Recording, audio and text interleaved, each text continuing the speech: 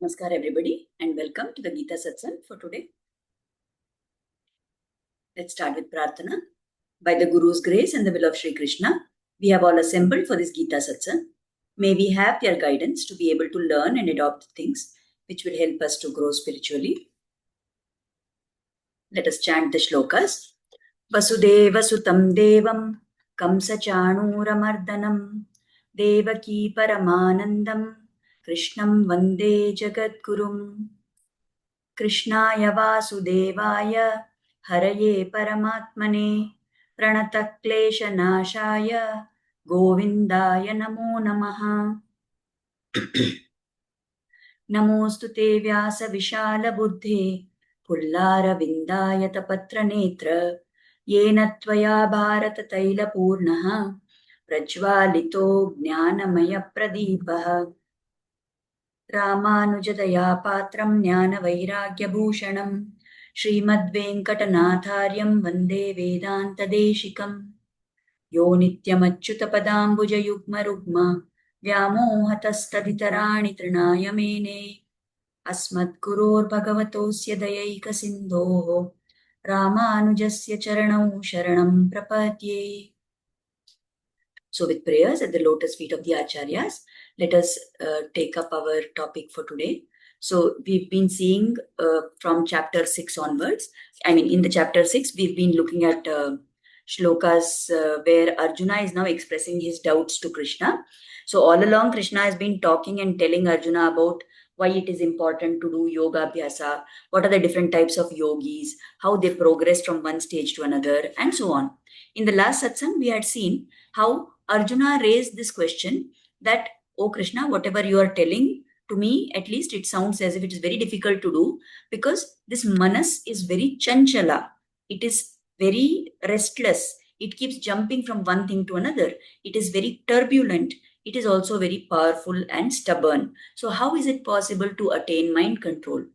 And Krishna had agreed with him and said that yes, it is right what you are saying, that the mind is indeed very difficult to control, but with two things, with regular abhyasa, with practice, and secondly, with vairagya, by cultivating detachment. By these two things, it is possible to control the mind. Now, in the 37th shloka, 37, 38 and 39, again Arjuna speaks out his mind. So in the 37th shloka, Arjuna says, Arjuna uvacha ayati shraddha yopeto yogachalitamanasah aprapya yoga samsiddhim kam gatim Krishna gacchati. So he's asking Krishna that, oh Krishna, what happens to that person who has shraddha, he has conviction, and therefore he starts doing yoga abhyasa. But because the mind is chanchala, because the mind is wandering here and there, and he is not able to put effort diligently. So because of that, he fails to attain perfection in this dhyana, in this yoga. So if somebody does like this, what is going to happen to him, O Krishna? That somebody starts yoga abhyasa, but because the mind is wandering and he's not able to put the necessary effort, he fails to attain that perfection in yoga. What will happen to such a person? This is what Arjuna is asking here. Further, continuing this thought, in the 38th and 39th shloka also he is asking. So in 38th shloka, Arjuna says, Kachinno bhaya vibrashta chinna bhramiva nashyati apratishto mahabaho vimudho brahmanapati. So he says, such a person who has no support at all, and he is having Brahma, he is confused in this path which leads to Brahman. And now he has fallen from both. He is neither doing yoga abhyasa, nor he is able to be like other ordinary people. So he is totally confused. And what happens to this person now? Does he not perish, O Mahabaho? Just like a broken cloud. So like a cloud which has broken away from the main mass of clouds, if somebody lets go of all this, what will happen to him?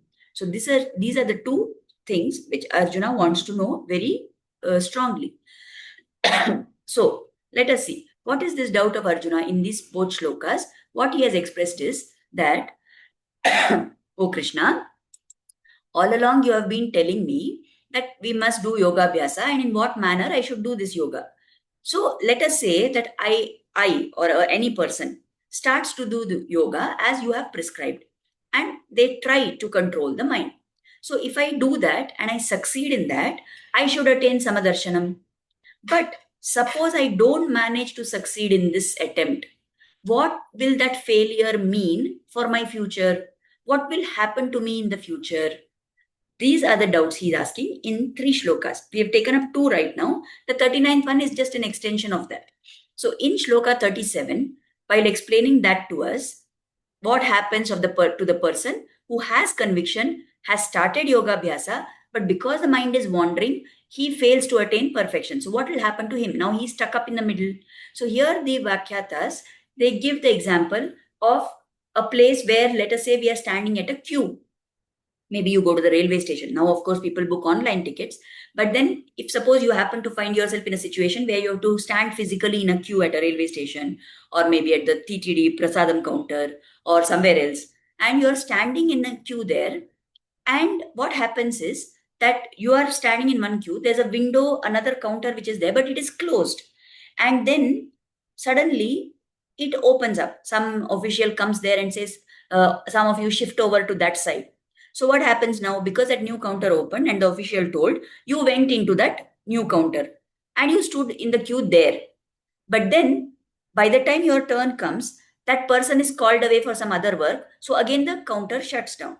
Or maybe that person says that I am only going to issue tickets to such and such people. And then you are not meeting those criteria. Or let's say it's a railway station and he says, I'm only giving tickets for this particular place. And you are not going to that place, you're going to some other place. So what happened to you now? What is your situation? You would have simply stood quietly in that other counter. But what happened? You came into this new counter. Now you are stuck up because that old counter from where you moved away, in that already another 20 people have joined the queue. So you have to, if you have to go, you have to go back and start from the very beginning. You have to stand at the very end of the queue, isn't it? So it will take very long time for you to be served by that official there. So like this is an example that you are neither here nor you are there. Correct. So this is the example which is given to understand what is it that is Arjuna's doubt. What happens to such a person? Now, when we are average, normal, just an ordinary kind of person who is not doing any great yoga abhyasa and all that, what is our status? We have worldly desires. We are trying to do whatever we can. We are running behind this and that, and we are trying to fulfill all our worldly desires. Now, if such a person somewhere understands the importance of yoga abhyasa and starts doing yoga abhyasa, okay, then when once he starts doing it, he inside him this desire awakens that he needs to get Atma Sakshatkara. So he starts doing yoga very sincerely and nicely.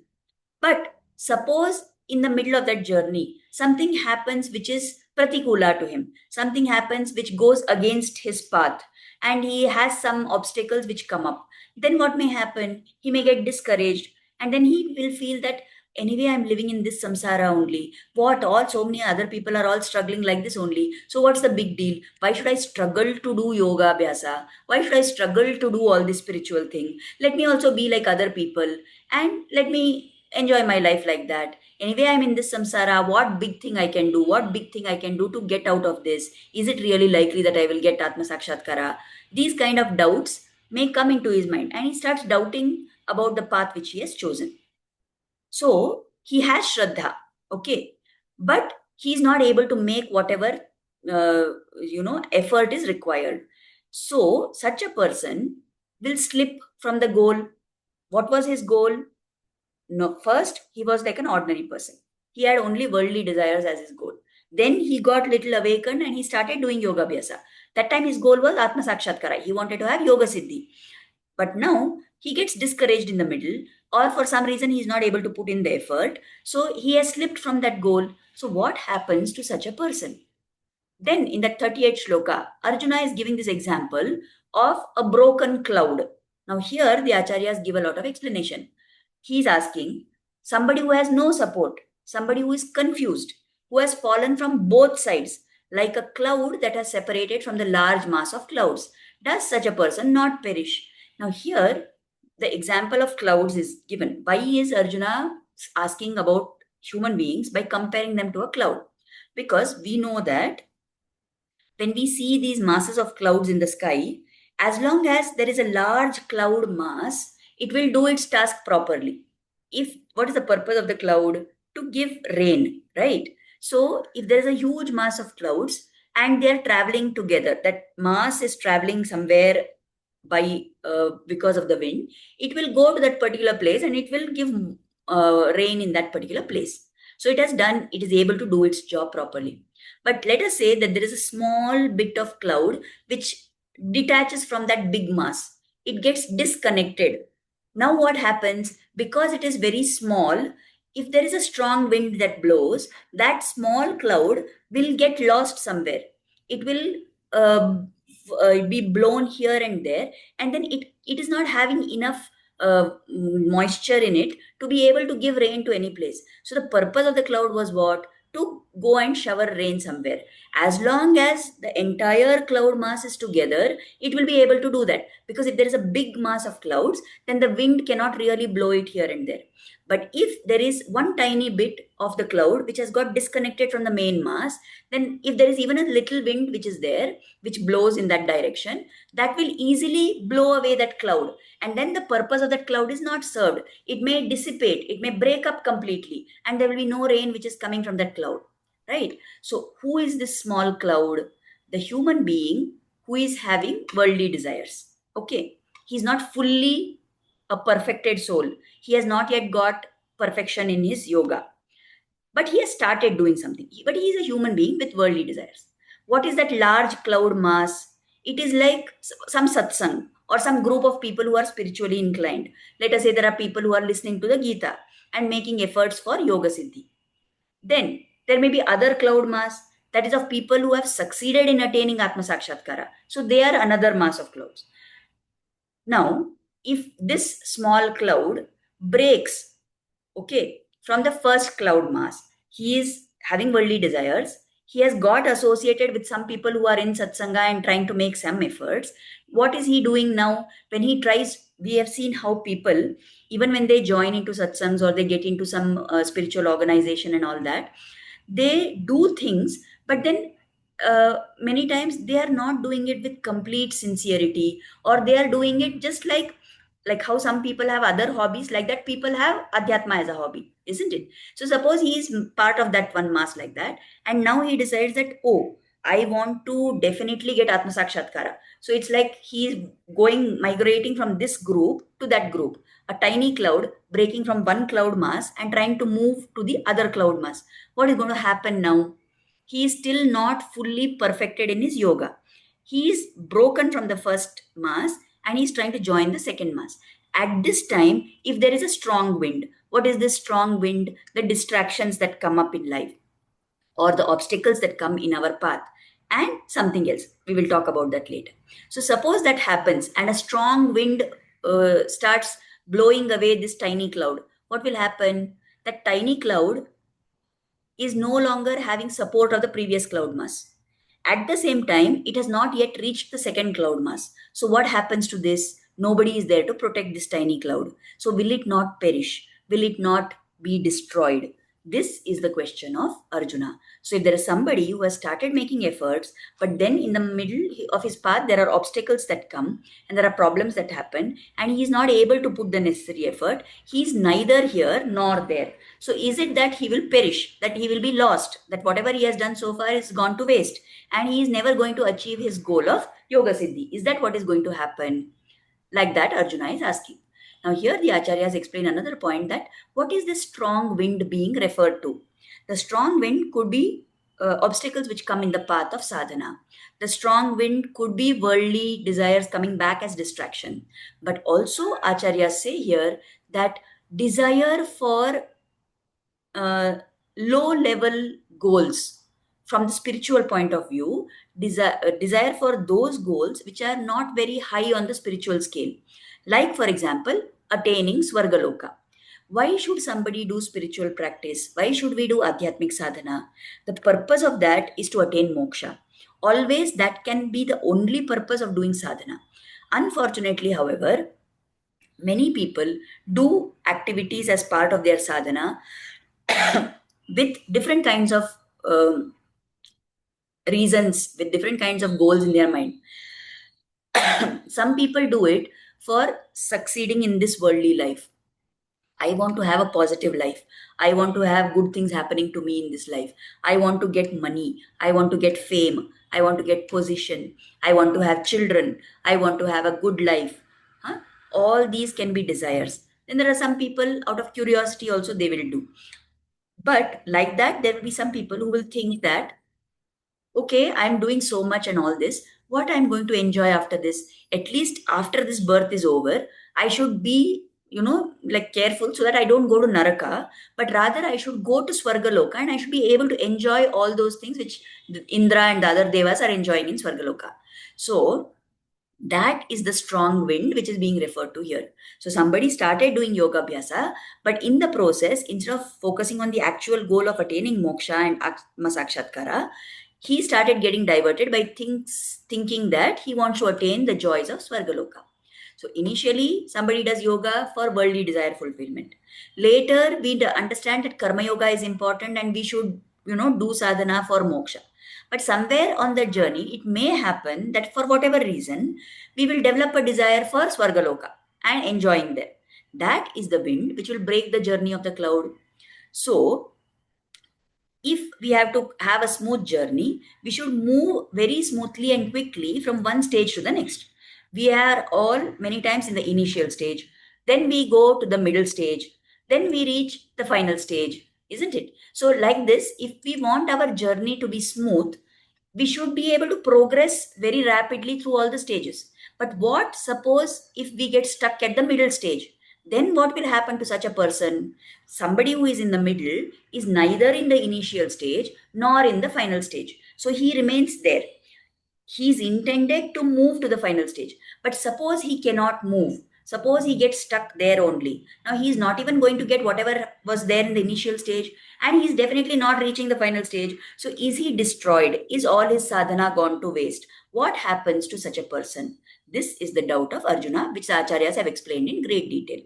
Then in the 39th shloka, he is telling Krishna, Arjuna is telling Krishna that why I am asking you. He says, एतन्मे संशयं कृष्ण चेत्तुमर्हस्य शेषतः त्वदन्यः संशयस्यास्य चेत्ता न ह्युपपद्यते. O Krishna, this doubt of mine I am having, and you should be the one, you are the one who should completely remove this doubt. Because there is none other than you who can dispel my doubt. You are the only person who can remove my doubt. So I am asking you, and please clarify my doubt completely. Now, why Arjuna is saying this? Why he is saying that Krishna should clarify the doubt and no one else is qualified to do that? The first thing is, it indicates to us that Arjuna has completely surrendered to Krishna. We already saw in the previous chapters, in the second chapter, where he said that Shishyasteham Shadimam Tvam Prapannam. I am surrendered to you. Consider me your Shishya and please teach me what is right for me. That already he has done. But here, by saying this, that you should only completely remove my doubt, nobody else has the qualification to do this. Again, Arjuna is indicating that he has done Sharanagati to Krishna. He has surrendered completely to Krishna. In the Mundakopanishad, there is one quote which is told, one shloka there says, Vidyate Hridaya Grantish Chidhyante Sarva Samshayaha Kshiyante Chasya Karmani Tasmin Drishte Paravare. When we look at the Lord, which Lord? The Lord who is the Supreme Lord, at that time, whatever knots are there in our heart, they are cut away. All our samshayas, all our doubts are totally destroyed. And all our papas, they perish. They are also completely destroyed when we see that Lord who is supreme. So, what Arjuna is telling is, this, you are like this, right? There is a slightly different version of this shloka in the Bhagavatam, which says it slightly differently. But the Tatparya is the same. That what we are trying to say is, if somebody looks at the Lord, That is why it is told by all our acharyas that we should go to the temple. That is the reason for which the Lord has come in Archavatara. Why do we have so many temples? Why do we have so many different forms of the Lord? Because by looking at that, all these good things are supposed to happen to us. As long as we are away from the Lord, we are caught up in our own web. But if we go and stand in front of the Lord, if we have darshana of his Divya Mangala Vigraha, then what happens? Whatever knots, our heart is tied up in so many knots, we are thinking of so many things, we are stressed over so many different things, all those knots are cut away. Whatever doubts we have in our mind, so much klesha, so much kalaha, all that is destroyed completely. And most importantly, the papas we have done, they all are destroyed with a glance of the Lord. Of course, it is equally important that not only we see the Lord, but that the Lord should see us, isn't it? So we should go to the temple, we should have darshan repeatedly of the Lord, and that is very important. Now we may think all along Arjuna has been seeing Krishna, isn't it? He's been standing in front of Krishna. All his life, Arjuna has been with Krishna. So if it is true, as this shloka says, that by looking at the Lord, all the doubts are destroyed, then why is Arjuna still having doubts? Why he is asking all these questions? Isn't it? It's a logical question to ask for us.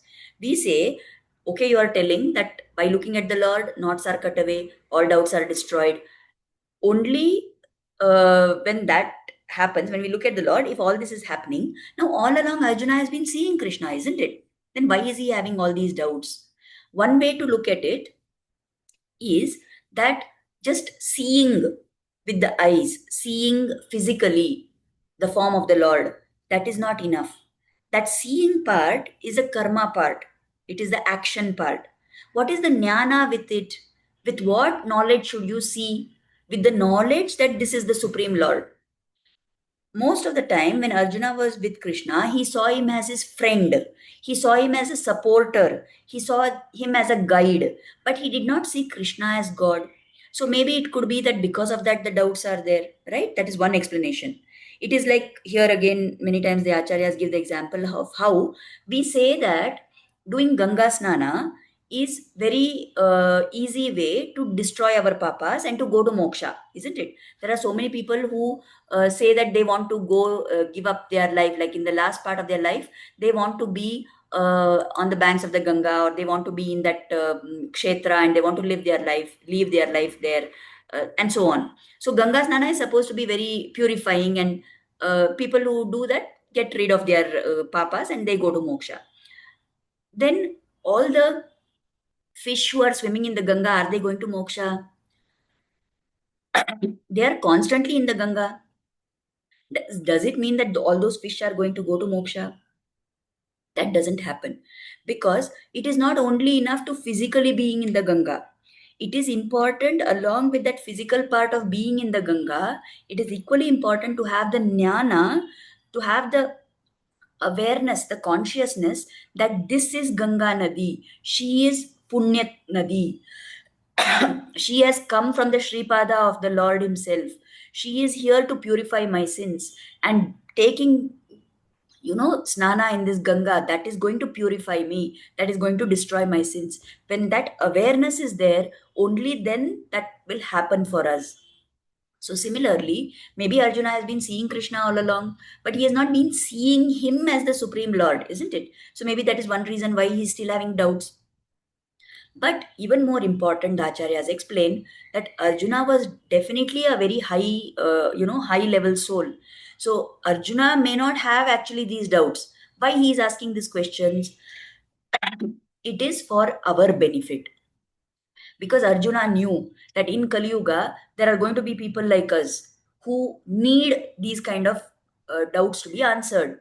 That we have these and even more sillier doubts. So, for our benefit, whatever we may ask, Arjuna is now asking. So, it is very likely, isn't it? Many times we tell, if somebody tells us, you should do japa, you should do chanting, you should do this, immediately people come up and say, I'm not able to get concentration of mind. How is it possible to do that? My mind is very restless. I just can't concentrate, and so on. So, like that only, no, that is what Arjuna is now asking, that, oh, Krishna, whatever you told is really very good and great, but I don't understand how it is possible for us with the restless mind for someone to do this. And suppose somebody may start, but then in the middle they are not able to continue. Then what will happen to them? Will they be like neither here nor there? So all these are the kinds of questions that people like us in this Kali Yuga are asking. So for our benefit only, so that Krishna should answer and give those explanations, Arjuna is asking these questions. That is what the Acharyas explain. Now, coming to the point, why only Krishna is qualified to clarify these doubts? Because Krishna is the only one who is beyond the three gunas. He is not having any rajoguna, no tamoguna. He is purely Shuddha Sattva only. That is why Krishna is the only right person to clarify the doubts. We have noticed many times in our worldly, situations that sometimes we feel confused and we want to ask advice from somebody, or we think we want other people's opinion, so we will ask. When we ask, if we really notice in a detached way what they are telling us, everybody gives us answers or solutions from their perspective. It may be based on their how their nature is, so they will tell us something from that point of view. Or it may be that they have faced some situation like that, so based on what they did, they will tell you what to do, right? So they are not telling from what is actually going to be beneficial to you. They are not telling from that point of view. They are telling only how much they can, and their buddhi, how much ever it is able to see and understand and judge, according to that they are telling you. That is because all people, all of us human beings, we are bound by this raja guna, tamo guna, and we have little bit of maybe sattva guna. We are majorly rajotamo guna pradhana, right? But what about Krishna? He is the one who is Shuddha Sattva only. There is no mixture, there is no adulteration of that rajotamo guna in his Sattva guna.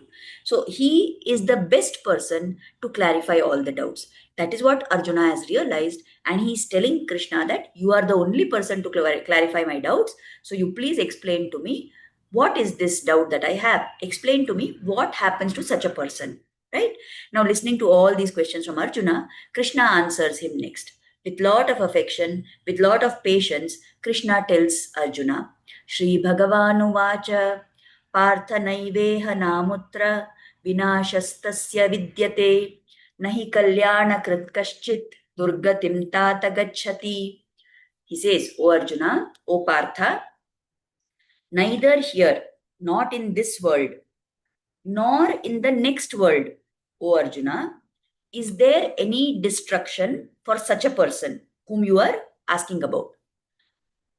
For verily, verily means truly, no one who does good, my son, ever comes to grief.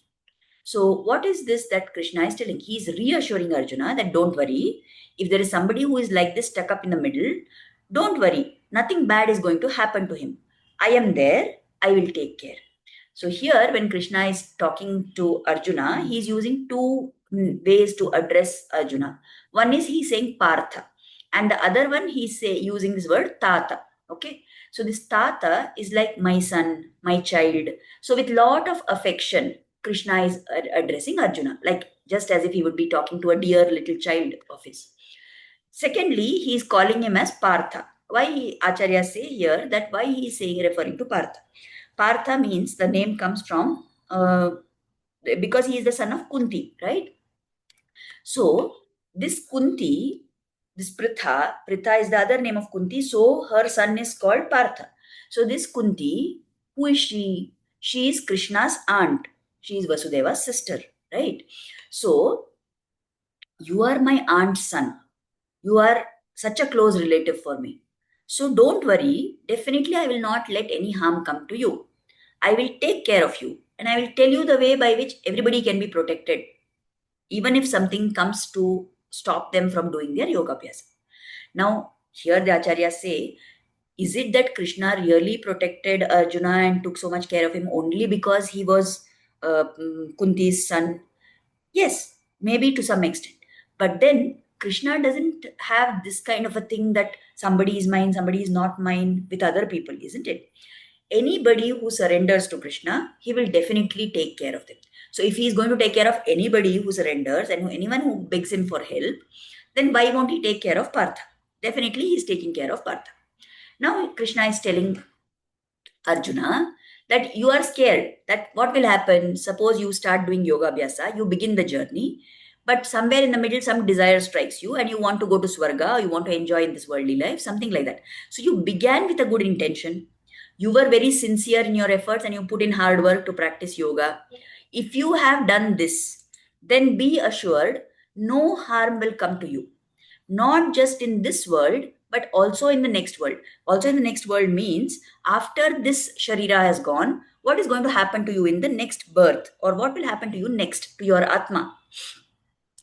So, what is the intention here of Krishna saying all this? He's telling that once you have started and put some efforts with some sincerity, none of those efforts are ever going to go waste. In worldly life, we find that sometimes they will set one minimum cutoff. So we have to reach that cutoff, and only then we are considered as having qualified or passed that thing. But otherwise, they say that we have failed. But in the Lord's calculations, this is not the system which works. Whatever we are doing, somewhere or the other, to some extent, to that extent, it will give us some fruits, it will give us some benefits. When we start doing yoga abhyasa, if we are doing it sincerely, whatever worldly things we require, the Lord will give that. Okay. And suppose that that person who is doing yoga abhyasa wants something after this world. If he wants to go to Swarga, he will get that also. Okay, suppose he goes to Swarga, he will enjoy the benefits of all his punyas there. What will happen after that? Again, he will get another human form. He will be born again on this bhumi. And this time he will be born in a situation which is conducive to let him continue yoga abhyasa from where he left off in his previous human janma. We all know the example which is told of Bharata Maharaja, who was later born as a deer and later he was born as Jada Bharata. We know that story, right? So just like in case of that Bharata Maharaja left his kingdom and went to do tapas. There he got distracted by the deer and he got caught up in the attachment to the deer. So at the end of his life, he turned into a deer. But because he had done so much tapas before that deer entered the picture, right? What was the fruit of that?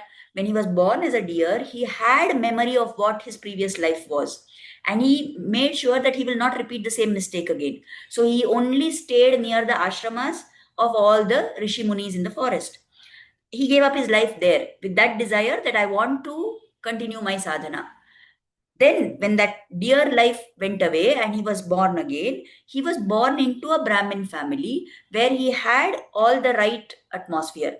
Now, again, he remembered the previous two janmas that like this, I got distracted, then I was born as a deer, and now I don't want to do anything at all to spoil this journey of mine. I will do absolutely nothing to delay my moksha. And therefore, he just behaved as if he was a jada. He wouldn't react, respond to anything at all. And although he did that, the Lord took care of him at all points of time, isn't it? So, if we want some desire, we may get diverted because of that for some time. Suppose somebody doing yoga abhyasa wants to enjoy in Swarga. Fine, he will be allowed to go to Swarga. He will get that lifetime to enjoy that. After that stock of punya is over, he will be again born in this bhumi. And this time he will be born in a family where it is more conducive for him to do his yoga abhyasa. So he will continue from where he left off. So here the acharyas, the Vyakhyatas all explain that the system in our world is such that we need to reach a particular cutoff and then only we are considered pass. But the Lord system is not like that. Suppose let us say somebody writes an exam and they have to get 35 marks to clear that subject, or they have to get 40 marks to clear that subject. Okay, let's say they want 40 marks. Now, I wrote the exam once and I got 35.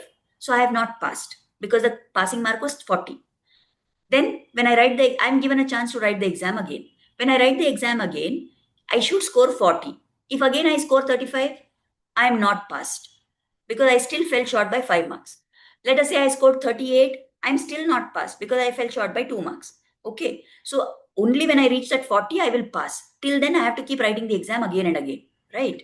But what is the Lord system? He says, okay, first time you wrote the exam, you got 35 marks. Next time you wrote the exam, you got 35 marks. So 35 plus 35 is 70 marks. So you are passed. This is how the Lord has worked this system. What is his intention in that? To benefit us. So Krishna's system, the Lord system, is like actually having the cake and eating it too. We are allowed to enjoy also whatever we want, and we get the benefit of whatever we have done also. However, what is our wisdom then? We should be wise enough not to make mistakes. Let us do our yoga abhyasa, let us do our sadhana with focus. Somewhere we get off track, let us not waste our time and energy in fretting over that. Let's try and get back to the track as soon as possible. Whatever we have done, definitely that part is going to give us some fruit, and that is what will protect us. So, listening to all this, why is it that so much the acharyas are explaining all this to us? Our shraddha should increase. We should be able to do our yoga abhyasa. We should be able to do our sadhana without any doubts, without any hesitation in our mind. So we may think that what if this happens? What if that happens? Let it happen. When it happens, the Lord is there to take care of us. We will pray to the Lord. So if we have this attitude of always being sharan to the Lord, always being surrendered to Him, then even when obstacles come in our sadhana, we are going to go to Him only. No, we will not think that we will do something to remove the obstacle. As it is, being able to do sadhana is only by His grace. It's not as if we are doing anything. He is letting us do, or He is making us to do. That is the reason why we are doing. So if there is an obstacle also, it is His burden. He will take care of it. We should go to Him. That's all. It's like saying, if there is a person who is like, there is let's say people on the road, and suddenly there is a downpour of rain, right? Everybody gets wet in that rain. The rain is wetting everybody. Who is the person who doesn't get wet? Somebody who holds an umbrella. So if that person also wants to get wet, what should he do? He need not do anything great. He should remove that umbrella. He should let go of the umbrella. So like that, the grace of the Lord is all around us. What we are doing, we are putting up our umbrella saying, I will take care of myself. I will do everything for myself. I am the one who is going to do everything in this world. All we need to do is let go of that umbrella. Let go of that thought that I am going to take care of myself. And rest assured that Lord is there to take care of me. He is the one who has been caring for me all through all the janmas that I have been taking. Right? In this janma, we may have parents, we may have brothers, sisters, we may have husband, wife, we may have children. All these things are only of this. Were they with us before? We don't know. But there is one entity who has been with us throughout. And who is that? That is a Paramatma sitting within the Jivatma, saying and waiting and waiting and waiting. When will this person turn and look at me? Right? So the Lord is always there. So listening to all these things, our Shraddha should increase. We should be having this clear, definite conviction in our mind that the Lord is there to protect and take care. Whatever I have done will never go waste. So let me do the best that I can. And if there are obstacles, I will again pray to the Lord only to remove those obstacles. And once we start, we will find that Lord will create situations which are anukula for us, situations which are conducive for us to practice our adhyatmic sadhana. So let us do that. There may be situations which are testing for us. There may be situations where we begin to doubt that is really God doing all this, or is He like, having fun at my expense, or is He really there to support me? But rest assured, the Lord is there. He knows. And if at all I'm suffering something, it is the result of my own karmas in past janmas. So that is for me to undergo. I have to undergo. If you observe today in the group, I sent one video in which Premanand Maharaj Ji has explained that concept of why we are born in a particular family, why we undergo certain kinds of things. Please listen to that very carefully if you know Hindi. And it's a very apt reminder for us that whatever we have to face, it is only because of our past actions. So there's no point in blaming anybody or in blaming God also for that matter. He will let us surrender to Him at all times and pray to Him. He is the only one who can take care of us, right? So let us pray that Lord will give us the buddhi for this. I think I have gone very much long today, but it is a very important topic and we must understand the importance of it. We'll stop here. The meeting is going to end shortly.